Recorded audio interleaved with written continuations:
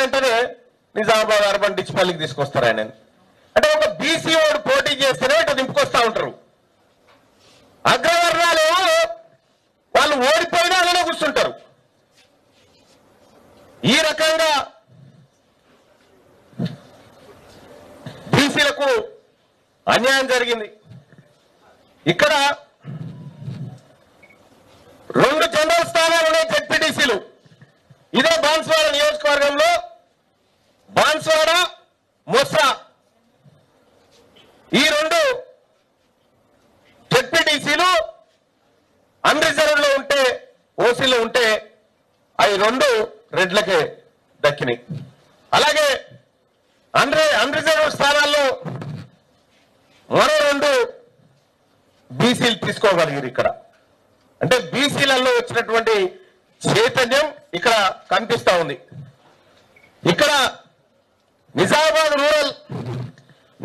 రూరల్లో కాంగ్రెస్ పార్టీ ఓసీలకు 5 సార్లు ఇచ్చింది, బీసీలకు 5 సార్లు ఇచ్చింది.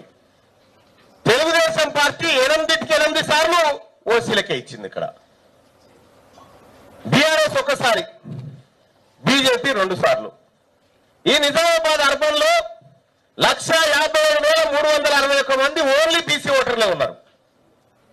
ఈ అగ్రవర్ణాలు ఎంతమంది ఉన్నారంటే 10,918 మంది ఉన్నారు. ఇక్కడ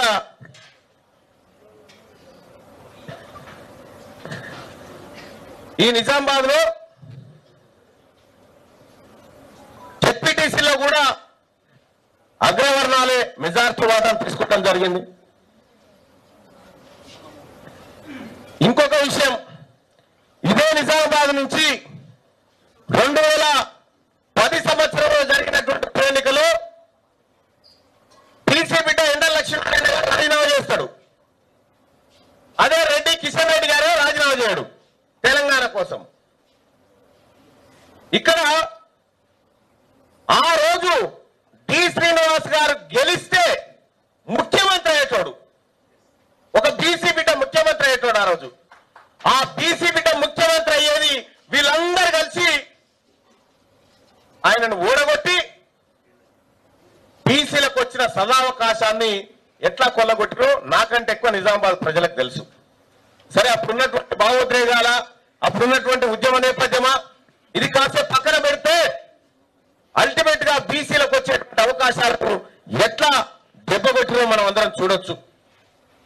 ఇక నిజామాబాద్ అర్బన్ లో కాంగ్రెస్ పార్టీ మొత్తం 17 సార్లు ఎన్నికలు జరిగితే కాంగ్రెస్ పార్టీ 5 సార్లు ఓసీలకు టికెట్లు ఇచ్చింది, 8 సార్లు బీసీలకు ఇచ్చింది. అందులో డి శ్రీనివాస్ గారికి ఎక్కువ ఇవ్వడం జరిగింది.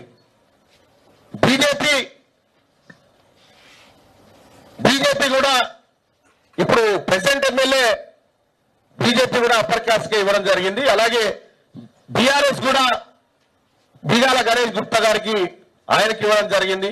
తెలుగుదేశం పార్టీ సంగతి మళ్ళా పాత కథనే. ఇది నిజామాబాద్. ఇట్లా మొత్తం ఎల్లారెడ్డి పరిస్థితి తీసుకుంటే 15 సార్లు ఎన్నికలు జరిగితే అందులో 11 సార్లు ఓసీలకు టికెట్లు ఇచ్చినాయి ఈ పార్టీలన్నీ. కేవలం 9 సార్లు మాత్రమే బీసీలకు ఇచ్చినాయి. ఇదే ఎల్లారెడ్డిలో 135,134 మంది బీసీ ఓటర్లు ఉంటే 9,075 మంది రెడ్డి ఓటర్స్ ఉన్నారు ఇక్కడ.